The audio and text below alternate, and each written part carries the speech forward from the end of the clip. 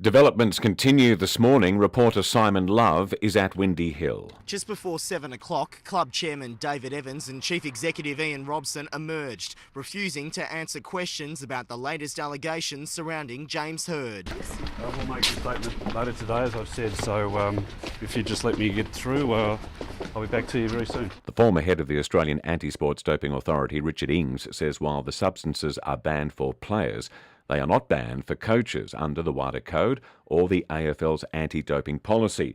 With more, reporter Simon Love is at Windy Hill. The Bombers coach arrived here just after 8 o'clock, saying he's upset at the latest claims. I just can't wait to get in and talk to a side in the AFL. And once I've got in and talked to a side in the AFL, I can't wait to clear my name.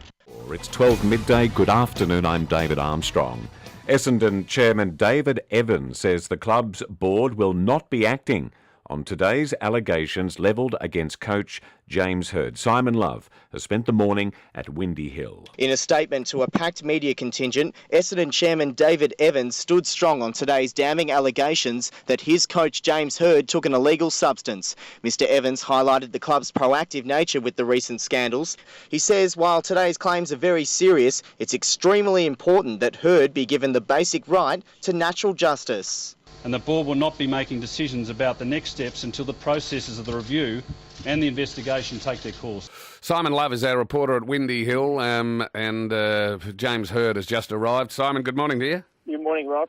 James Hird has just arrived at the football club for training today. He was asked three questions as he came into the club. The first one was that, James, you had some concerns about confidentiality. Can you give us the update on that? His answer was, I'm not sure what you're talking about. Second question was, do you think the AFL has acted appropriately? James Hird's response was the AFL should answer that question and go from there.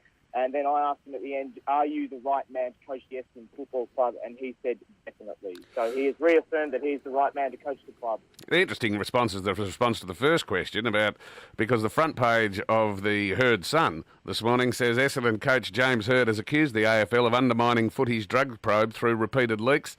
The Herald Sun can reveal Hird's legal team claims the league has repeatedly breached confidentiality rules when presumably his lawyers would be acting on his instructions. I would say so, Ross, but he was still tight-lipped about it. He didn't really want to go into any detail. He just wanted to walk up the stairs and go straight to training. He was actually greeted by a well-wisher or someone at the club that gave him a big kiss and a hug of support as well as he went up the stairs. So that's two hugs in 3 days. 2 hugs in 3 days, one from David Evans and one from this unknown lady. I'm not sure who she was. Are you very, very huggable? Like the kiss of death, isn't it? Simon, thank you very much. Simon's our reporter at Windy Hill. Hird says he's spoken to David Evans, saying it is a travesty that he's left the club and he wishes him well. He's also reaffirmed that he is the right man to coach the club when arriving for training this morning. Definitely. But Hird refused to comment on newspaper reports today that Essendon has accused the AFL of leaking information about the drugs probe. I think the AFL should answer that question and go from there. Hird was greeted by a hug and a kiss from a well-wisher before entering the club this morning, proving there is support for the club legend at Windy Hill. Simon Love in Essendon. Just quickly, Simon Love from the 3 Urban Newsrooms out at Windy Hill. What's happened? Quickly, Simon. Yes, Neil. A police car full of detectives and unmarked police cars just rolled out of Windy Hill, telling reporters there was an armed robbery at the Windy Hill club on Saturday night. Now, we don't know much more than that, but the police have just told us that. There will be further information throughout the day. An interesting offshoot to the saga that's going on here at Windy Hill today. Jeez, it's all dramatic at Windy Hill, isn't it? Thank you, Simon. Simon Love is out at Windy Hill following the Essendon saga all day. What's happened, Simon? Yes, good morning, Neil. Development just come through in the last 10 minutes is the businessman Paul Little has been elected chairman of the Essendon Football Club. Now, he replaces David Evans following his resignation on Saturday night. In a statement, Little says that he's very honoured and privileged to be elected as chairman of Essendon. He's also paid tribute to the character and leadership of David Evans as well. So Paul Little there, the managing director of Toll from 1986 till 2011. He's currently a director at Toll, and now he's the chairman of Essendon Football Club. Okay, and is that it? Is he saying any more, or is that it? Not saying any more. We know that there was a board meeting held sometime this morning. Now, I'm not sure if that's actually happened here at the club at Windy Hill or if that's been a phone hookup meeting, but reporters were just staying outside Windy Hill, just hoping we might even be able to catch Paul Little leaving the club. Yep. Well, thank you very much for that, Simon. I'm told Paul Little is a strong James Hird supporter, also a very successful businessman. I read in one of the papers today he's worth about $700 million. Simon Love reports from Windy Hill. Little takes the helm at Essendon after a tumultuous week at Windy Hill. Chairman of 4 years, David Evans resigned on Saturday night, saying new leadership is in the best interests of the club. Little is currently a director at Toll Holdings, and in a statement he's acknowledged Evans's enormous legacy and passion for the club. But the new chairman will be looking to steer the club through a string of off-field issues, with claims from James Hird's legal team the AFL breached confidentiality and a looming ASADA report.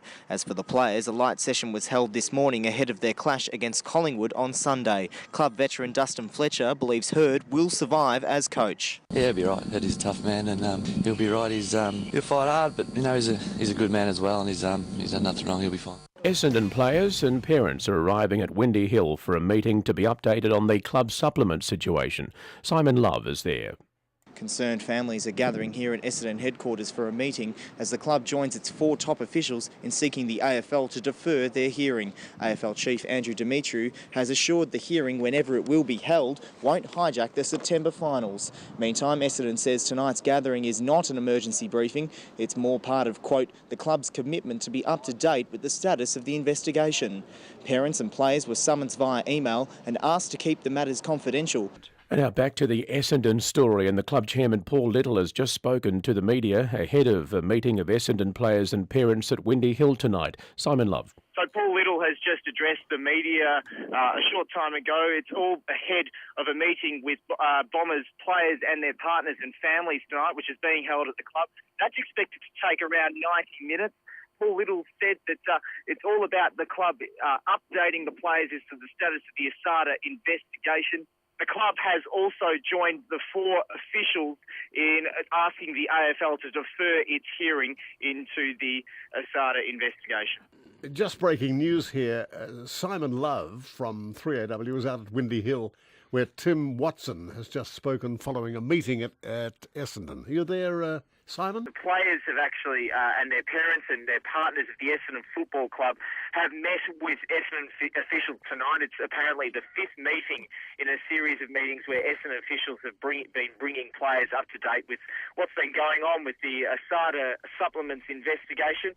After that meeting tonight, Tim Watson, who's the father of Joe Watson, the club's captain, and Tim Watson, an Essendon legend in his own right, came out and spoke to the media following the meeting on behalf of all the parents. He said that tonight the parents and the players heard from an independent medical expert, which allayed the fears about many of the substances that those players and parents had. He said that the club was very open tonight, and they gave a very detailed outline to the substances in the ASADA report, especially the side effects as well. Tim Watson also said that he doesn't know yet whether the Bombers will be stripped of their premiership points. Now, that's despite today the AFL coming out and saying that a hearing into the charges faced by 4 of its club officials and the club will be deferred because those 4 officials asked for more time. The parents have been reassured tonight. That's what Tim Watson had to say. The controversial anti-obesity drug AOD 9604 was not a banned substance, according to a member of the AFL's anti-doping tribunal. As Simon Love reports, the revelations come as Essendon's parents met with Bomber officials overnight. Club chairman Paul Little prefaced the meeting at Windy Hill last night, saying he'd be as open as possible. We will answer questions and bring them up to date with the dispute. But as the Bombers community met, new revelations emerged surrounding the status of substance AOD 9604, which Captain Joe Watson has admitted to have taken. AFL Anti-Doping Tribunal member Andrew Garnham telling Fox Footy he was assured the drug was not a banned substance. Within the context of drugs and other substances that are used, we would regard it as a safe substance. Following the meeting, Tim Watson says the AFL and ASADA must come clean. Well, I think parents were surprised to have heard that. All this comes as the AFL defers a commission hearing for charges against the club and 4 officials who seeked extra time to prepare their defence. Simon Love, Melbourne.